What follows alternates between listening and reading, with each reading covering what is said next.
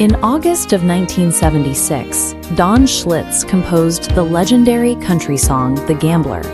That exact same month, Jerry Hirschfeld was born. 50 years later, Jerry would find himself sitting at a rigged table, playing the ultimate hand against the government. 2026. On April 7th, the day the government's response is due, defense attorney Mike Lowe files for a 30-day extension. He cites the fact that he was newly retained and requires more time to review the case file. The magistrate judge grants the request via an administrative minute order.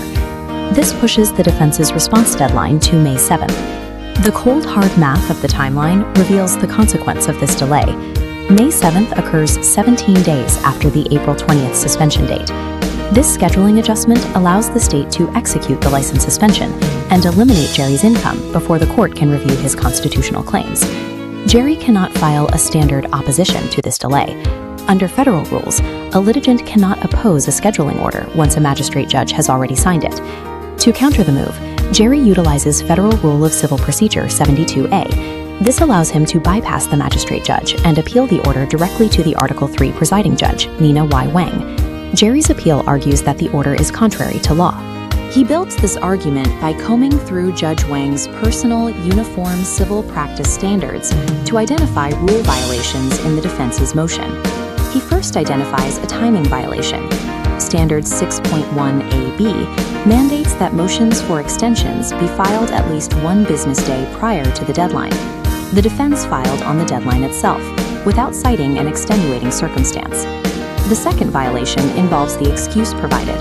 The defense cited their workload as the reason for the delay, but Judge Wang's rules state, the press of business does not constitute good cause for an extension of time. By identifying these two syntax errors, Jerry provides the Article III judge with the legal grounds to vacate the order. The CMECF filing system requires absolute technical precision. Missing a single drop-down menu or failing to link metadata correctly can result in a document being lost in a digital void. Jerry manually links his objection to the previous order, ECF 39. He then selects the emergency tag to ensure the filing doesn't sit at the bottom of the judge's paperwork pile.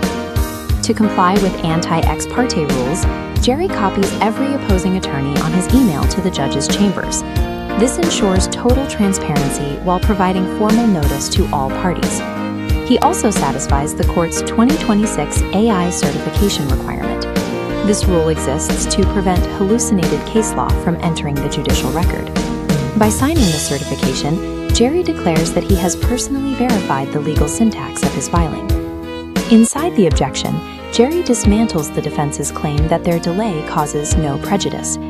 He highlights that the state generated the license suspension notice just 24 hours after being served with the lawsuit. He argues that after 527 days of homelessness, losing his ability to drive constitutes immediate, irreparable harm. He also addresses the claim that the case is in its infancy. Jerry points to a February review by Director Heather O'Hare, proving the county has already spent months analyzing the case file. Jerry then challenges the bootstrapping tactic. He argues that the county defense cannot hide behind the schedule of the state attorney general, who represents a separate party. This forensic deconstruction turns the defense's own language against them, proving their delay is a direct threat to his livelihood. The final mechanism of Jerry's trap is Judge Wang's Practice Standard 72.3D. This rule institutes a gag order on non-dispositive objections. Because Jerry filed this specific Rule 72A document, the state-funded defense attorneys are legally forbidden from responding unless they first seek special permission from the court.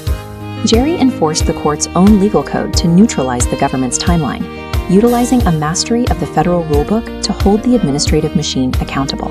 He successfully countered their moves by knowing the rules better than his opponents, proving that in this high-stakes game, you have to know when to walk away and know when to run. And the night got dead quiet, and his face lost all expression. Said, if you're gonna play the game, boy, you gotta learn to play it right. You got to know when to hold 'em, know when to fold 'em, know when to walk away, and know when to run. You never count your money when you're sitting at the table there'll be time enough for counting when the dealing's done.